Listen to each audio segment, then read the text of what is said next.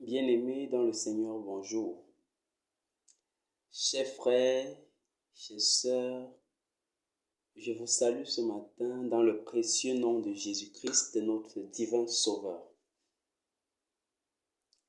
Nous allons faire une étude particulière ce matin dans la parole de Dieu au travers de ses saintes Écritures. Mais avant toute écoute, je vous prie, bien-aimés, et toute personne qui regardera cette vidéo sur YouTube, de cliquer premièrement sur la cloche de notification et aller à l'extrémité droite de la vidéo, cliquer sur s'abonner pour ne plus jamais manquer aucune des vidéos qui seront proposées et qui vous seront publiées pour l'édification de notre vie de foi, de notre vie de chrétien, pour l'édification de notre vie en tant qu'enfant de Dieu. Pour des personnes qui ont pris résolution de se consacrer véritablement à Dieu et de vivre pleinement dans sa présence.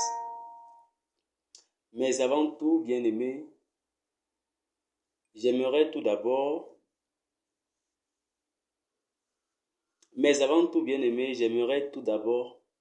que nous fassions cette courte chanson, nous introduisons dans la prière avant de pouvoir lancer avec notre méditation de ce matin en cette période forte de la quarantaine de prières de Jésus-Christ avant que son entrée triomphale à Jérusalem qui suivra par sa crucifixion, son arrestation et sa crucifixion sur la croix pour le pardon de nos péchés.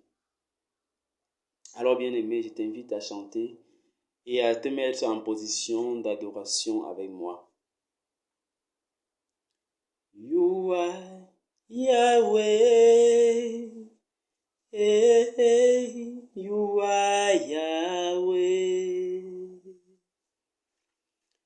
you are Yahweh,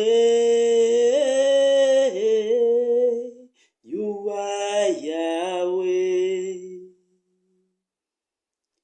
you are Yahweh, Alpha and Omega. You are Yahweh, Alpha and Omega. You are Yahweh, you are Yahweh, you are Yahweh, you are Yahweh, you are Yahweh, Alpha and Omega.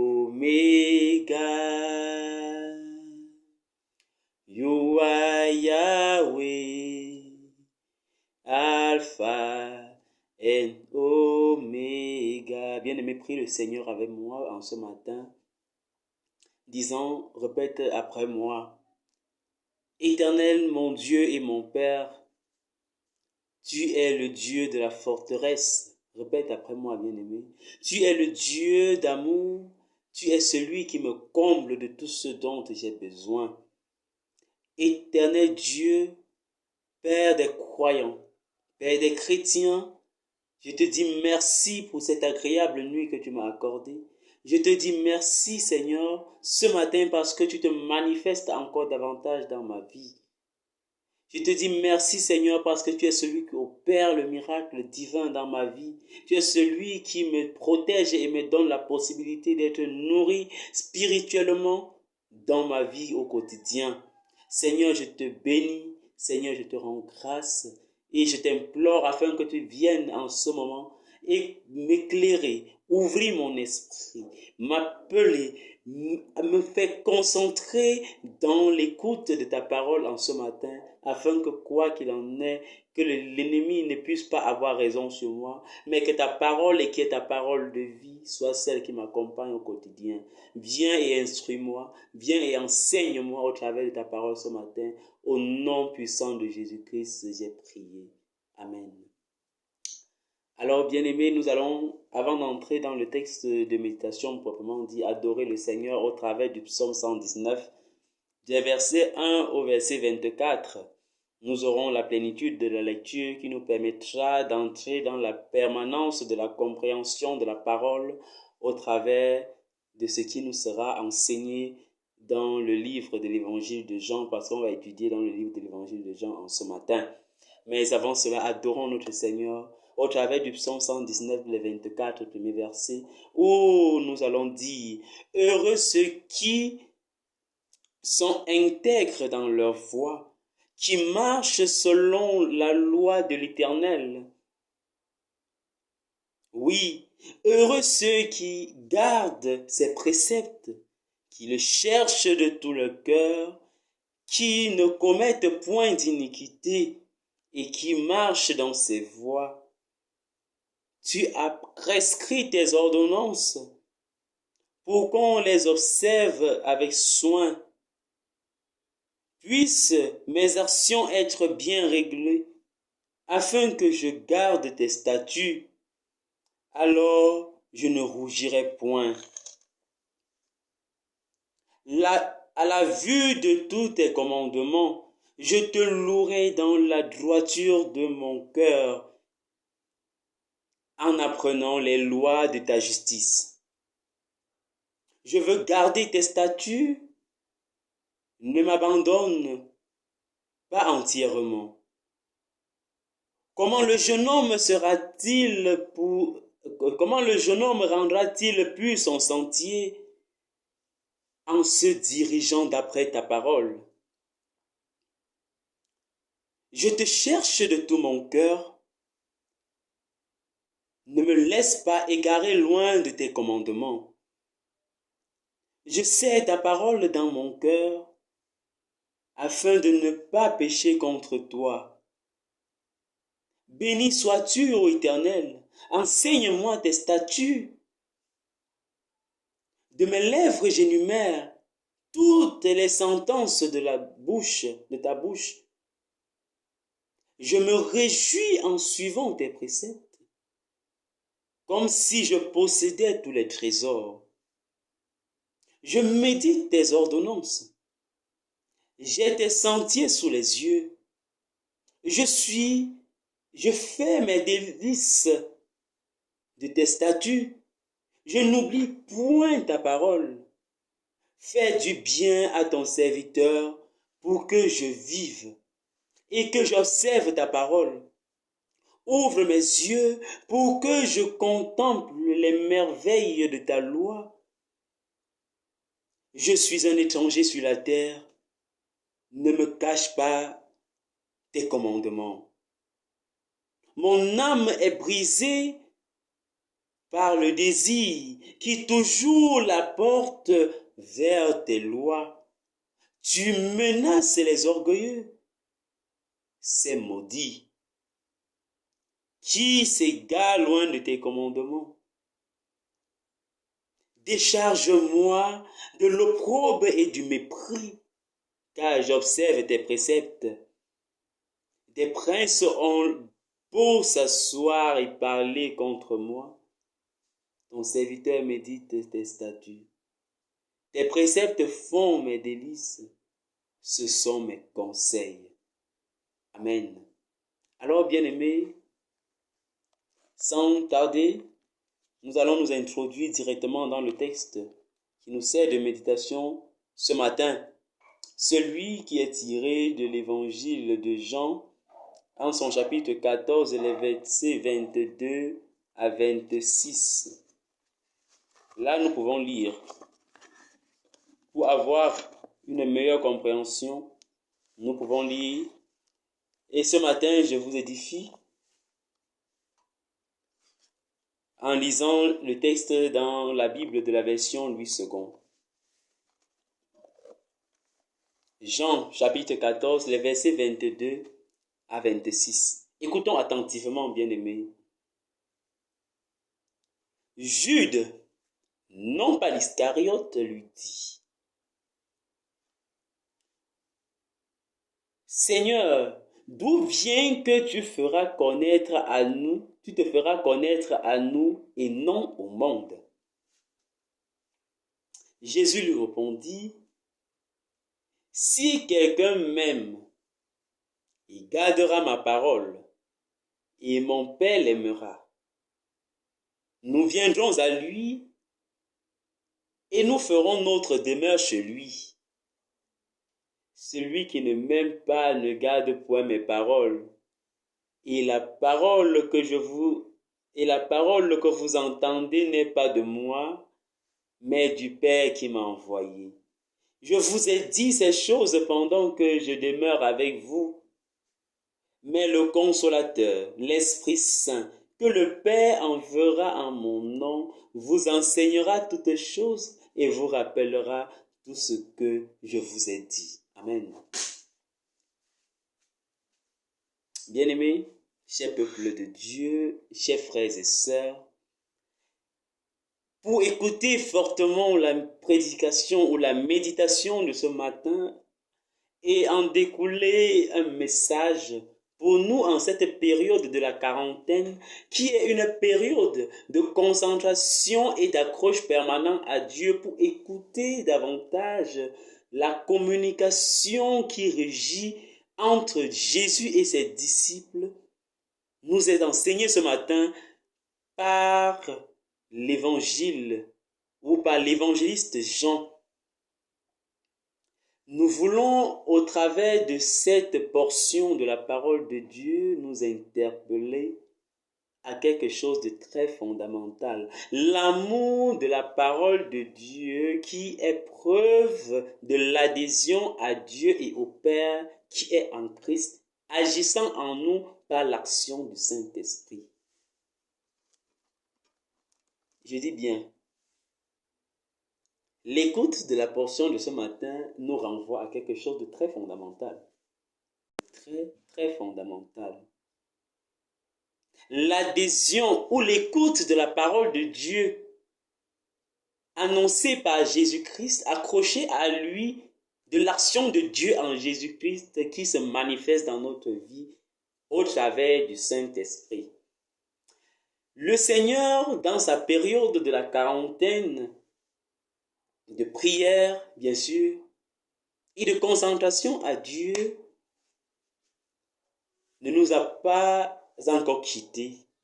Mais il nous conduit, il nous guide, il nous enseigne sur ce que nous devons faire pendant qu'il ne sera plus au milieu de nous. Mais nous rassurons tout de même qu'il ne nous délaisse pas, mais il nous laisse avec un consolateur qui sera preuve de ce qu'il est toujours avec nous au travers de ce consolateur. Et ce consolateur, c'est qui? C'est le Saint-Esprit. Ce Saint-Esprit qui sera en action permanente dans notre vie pour nous rappeler quelle est notre position de vie et ce que nous devons faire concernant la parole que le Seigneur Jésus nous laisse avant de s'en aller.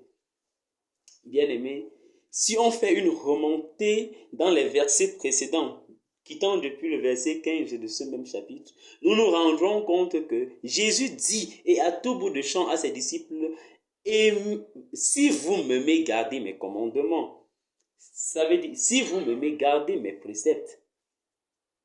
Et je prierai le Père, ça c'est dans les versets 14 et 16, et je prierai le Père pour qu'il vous envoie un consolateur. La condition est que pour que nous recevions le consolateur qui est le Saint-Esprit de Dieu, nous devons aimer la parole de Dieu. Nous devons garder ses préceptes afin que ce Saint-Esprit vienne, nous conduise et nous aide et qui vienne comme un répétiteur nous rappeler à tout moment ce que nous avons à faire dans l'action concrète de la permanence de connexion à Dieu et à Jésus de par ses commandements. Bien-aimés, chers peuple de Dieu, allons doucement. Je dis bien, nous sommes dans une période de la prière pendant laquelle le Seigneur va nous quitter pour l'au-delà. Et pour nous quitter, sachant que nous sommes ses enfants, dignes de par ce qu'il nous aime Il veut que nous restions dans la permanence de sa parole pour pouvoir bénéficier du Saint-Esprit qui sera notre guide et notre consolateur, qui viendra nous rappeler toutes choses dont nous aurons à faire pour suivre concrètement Dieu et demeurer dans ses voies afin même d'hériter le royaume des cieux.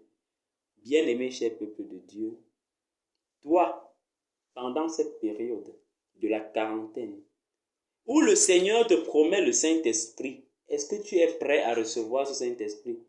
La meilleure méthode de recevoir ce Saint-Esprit, c'est quoi? C'est de te laisser entièrement à Dieu. Éviter de faire le tâtonnement dans les marches. Éviter de faire le tâtonnement dans les pensées, mais croire en Dieu. Garder les paroles de Jésus au travers des saintes écritures que nous lisons au quotidien et que nous méditons, afin de pouvoir s'accrocher, marcher selon tel pour en bénéficier du Saint-Esprit. Et il promet, il dit même que le Saint-Esprit qu'il envoie demeurera avec vous éternellement. Ça veut dire que nous sommes des graciés. Nous avons reçu la grâce de Dieu de pouvoir demeurer dans le Saint-Esprit éternellement. Mais nous pouvons aussi empêcher le Saint-Esprit d'avoir action dans nos vies, de par notre façon de nous comporter, de par notre façon de marcher, de par notre façon d'agir, de par notre façon de penser, de par notre façon de détourner l'action du Saint-Esprit en nous. Ça peut l'empêcher d'être en action, ça peut l'attister, ça peut l'empêcher d'évoluer permanemment et de nous rappeler en maintes reprises ce que nous allons faire. Mais jusque-là, le Saint-Esprit ne baisse jamais le bras parce qu'il est là comme guide que le Seigneur envoie pour nous. Bien-aimés, ce matin, il est question que nous gardons la parole de Dieu, que nous marchons selon ses préceptes, que nous aimons sa parole. La preuve en est l'amour. Nous allons voir l'apôtre Paul qui doit citer le fruit de l'esprit. Et quand il parle du fruit de l'esprit, la première chose qu'il cite, l'amour. L'amour est le premier fruit de l'esprit. Bien-aimés, écoutons davantage les choses qui entrent en corrélation avec l'esprit. Marchons selon tel afin de pouvoir prouver aux yeux du monde que nous sommes des enfants de l'esprit, connectés à Christ pour recevoir davantage de lui l'édification. Il dit bien, c'est pourquoi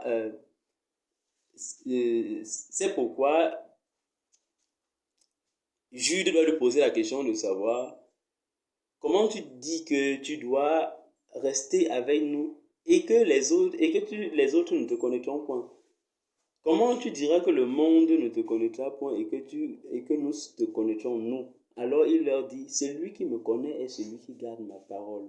Celui qui me connaît est celui qui marche selon mes préceptes. Et quand tu marches selon mes préceptes, tu es celui-là qui doit recevoir le consolateur qui est le Saint-Esprit, qui va venir en toutes circonstances te rappeler ce que tu as à faire pour la bonne marche et la mission de Dieu. Alors, bien-aimés, nous avons besoin. Nous sommes dans un monde où beaucoup de personnes ne veulent voir l'action du Saint-Esprit en nous. D'ailleurs, le Seigneur nous a envoyé tous en chacun d'entre nous le Saint-Esprit, mais à chacun d'entre nous de pouvoir se battre au quotidien pour laisser le Saint-Esprit agir en lui et lui montrer l'étroite voie, la bonne, qui va le conduire vers des bénédictions éternelles. Car au fur et à mesure que nous menons des actions qui ne sont pas des actions bonnes et qui produisent plutôt les œuvres de la chair plutôt que de produire le fruit de l'esprit, nous attristons le Saint-Esprit que le Seigneur a mis en nous et par conséquent, nous ne pouvons pas facilement évoluer. Il n'aura pas d'action concrète en nous. Écoutons l'esprit que le Seigneur met en nous. Écoutons l'esprit que le Seigneur nous donne. Mettons-nous dans la posture et dans la position de recevoir le Saint-Esprit que le Seigneur nous promet. Et la seule façon de le recevoir, c'est de marcher selon sa parole, c'est d'aimer sa parole, c'est d'aimer ses préceptes, c'est de le suivre au quotidien, de faire tout ce dont il nous demande de faire avec prière et avec détermination, en confiant toutes les forces à l'Éternel et en dévouant les brèches de l'ennemi au feu de l'enfer. Et alors, bien-aimés, consacrons-nous à Dieu. La parole de ce matin, elle est claire. Le Seigneur nous aime, mais celui qui l'aime davantage il reste connecté à lui. Et le Père reste également connecté à lui.